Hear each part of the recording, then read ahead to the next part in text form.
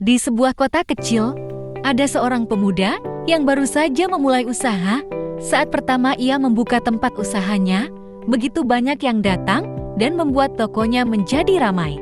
Namun beberapa bulan kemudian, tokonya berangsur sepi, sampai-sampai ia harus mengeluarkan uang ekstra dari dirinya sendiri untuk membayar karyawannya. Ini berlangsung cukup lama, bahkan ia sempat menanyakan ke orang pintar mengapa usahanya menjadi sangat sepi belakangan ini. Di sana dia diberitahu bahwa saingan di sebelahnya menggunakan guna-guna untuk menghalau agar tidak ada orang datang berkunjung ke tempatnya. Sang dukun pun juga menambahkan bahwa salah satu karyawannya membawa kesialan. Beberapa hari kemudian, anak muda tersebut melakukan apa yang diperintahkan sang dukun, bahkan memecat pegawai yang diberitahu oleh si dukun. Namun alhasil tetap sama saja, tak ada yang berubah.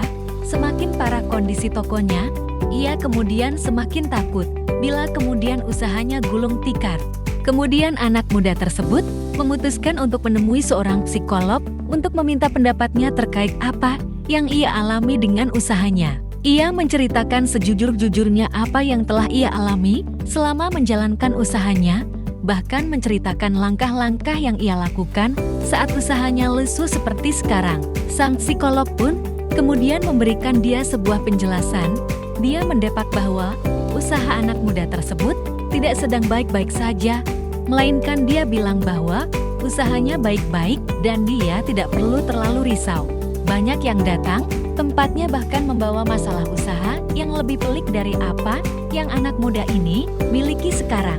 Barangkali ada beberapa hal yang sangat sederhana yang lupa dilakukan sehingga tokonya menjadi sepi seperti sekarang.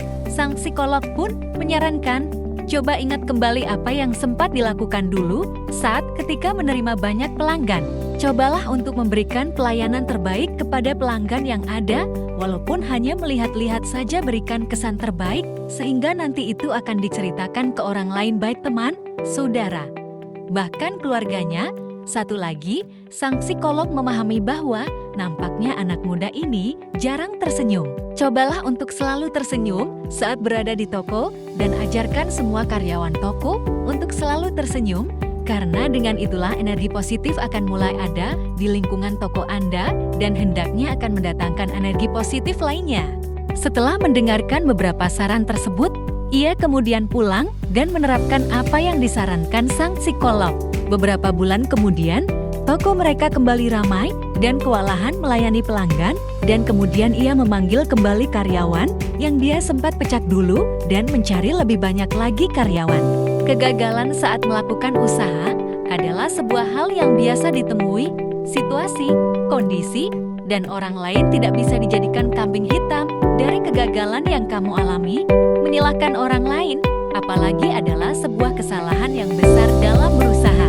Hal yang paling penting adalah bagaimana kita belajar dan bisa bangkit dari kegagalan yang kita rasakan, melihat dan mengevaluasi kembali tentu hal yang sangat perlu dilakukan untuk dijadikan cerminan ke depan melakukan usaha berikutnya.